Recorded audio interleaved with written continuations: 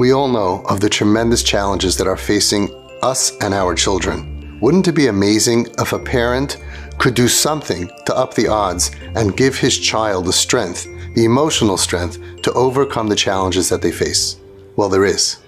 The Torah tells us that when they told Yaakov Avinu that his son Yosef was gone and the dream was over, it says, Vayima'in lihisnachem. He refused to be consoled. And they brought him the other 11 kids, and they said, look, your children and your grandchildren, you have so much. Vayima'in lihisnachem. He refused to give up on Yosef. And they said, but he's different. He has long hair. He's creative. Nobody likes him. He wouldn't give up on him. Just one parsha later, one chapter later, Yosef HaTzadik is faced a challenge that the Medrash says was greater than him. He was doomed. There would be no Yosef HaTzadik. There would be no Yosef Midas Yisod.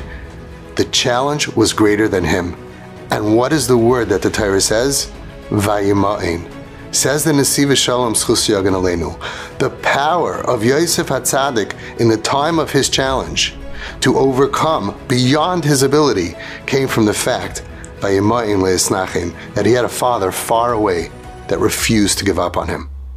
This is a power that our children have from us.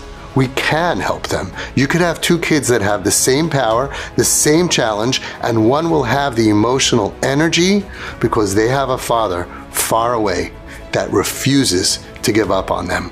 By infusing this love and this belief into our children, we empower them to have extra energy above what they have on their own to be able to be Aymed bin Husayn. The Medrash says that B'shas Maisa, when Yosef was faced this challenge that was greater than him, he saw Dmus Yuknei Shel Avav, he saw his father's face. Says the Nesiv Shalom, when he saw his father's face, he felt the love. He felt that he had a father that believed in him, that would never stop believing in him. And the words are of the Nesiv Shalom, Sheniskasher im Aviv. He became emotionally connected to his father, Vishuv leihaya yachid, and he was no longer alone. If I'm going out to fight somebody with a knife, I'm doomed. But two people together, we have a chance. The Nisayon was greater for him, like it's greater for a lot of our children. And many times this Nisayon happens when our children feel all alone. But when they imagine your presence, you can give them emotional energy. Even when they're physically alone, emotionally, when they think of you, your effect in your belief and love in them empowers them to be Aymed in Nisyanis that are greater than them. And this is not just a nice word. Let me tell you 3 stories that will blow your mind. There was a boy that was on the streets. He moved into Home Sweet Home, a home that I had for kids who were not from. He didn't fast on Yom Kippur for 6 years. He was rough and tough. His grandfather was one of the Gedolei Hadar, Ziknei Hadar, one of the oldest of the generation, and I felt he should meet his grandfather after many years of being on the outs. I arranged for a meeting and I brought him to meet his grandfather. On the way there, he told me, I really respect my grandfather. I respect my grandmother, but it's very strange, they don't hug. They just wave, and I don't get it. He's talking about hugs, this rough, tough kid, he's talking about hugs? Anyway, I brought him in, I sat down, and after 5 minutes I said, I have to go to an appointment, I'll be back in an hour. And this big gadol looked at me like I don't think he was expecting private time for an hour. I slipped out, I got in the car, I called up the boy's mother, I said, what's with the hugs? She said, by us, we don't really hug, very, very Hasidish, we don't hug the boys after bar mitzvah. But my husband did one time. I said, what about your shver, the gadol Adar? She said, ask him. So I went in at the end of the hour, and the boy's back was to me. I couldn't say something in front of the boy, so I kind of felt bad, but I motioned to this gadol. I said, I need to speak to you. He got up really slow, and the boy went to wave goodbye to his grandmother and get some cookies, and I had only a split second, and I whispered into his ear, a bengtzach for a hug.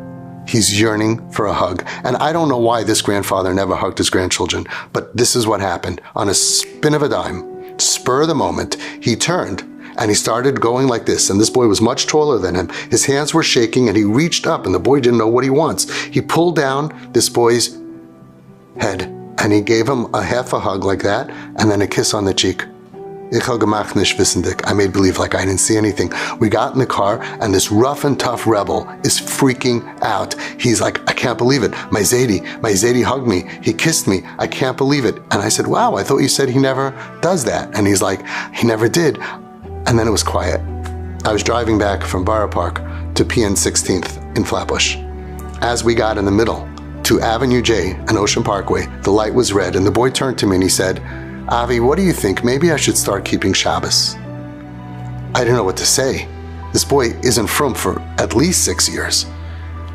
I said, I can't tell you what to do, but maybe if your neshama is telling you something, maybe you should listen. He kept that Rosh Hashanah 2 days. He kept Shabbos Shuvah.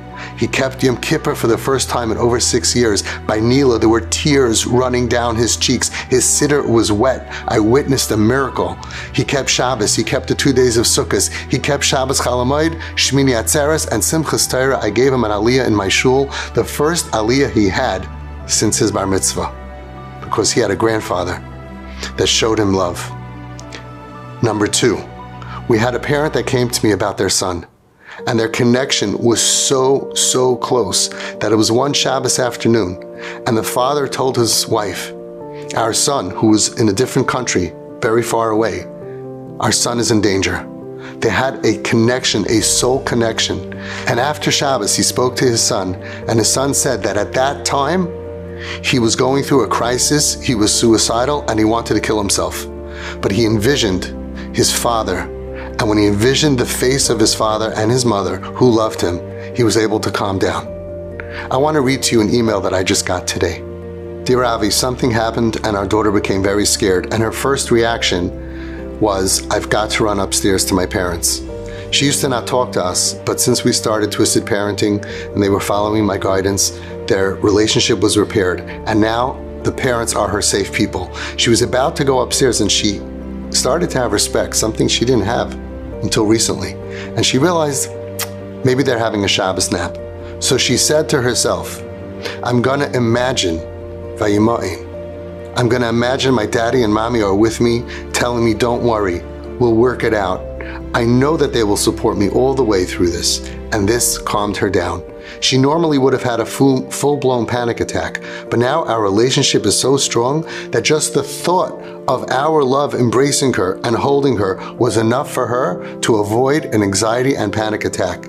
Of course, she told me afterwards, and I told her she should have woken us up, and we're always there for her.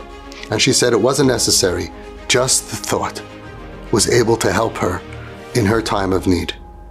This is what we can do for our children.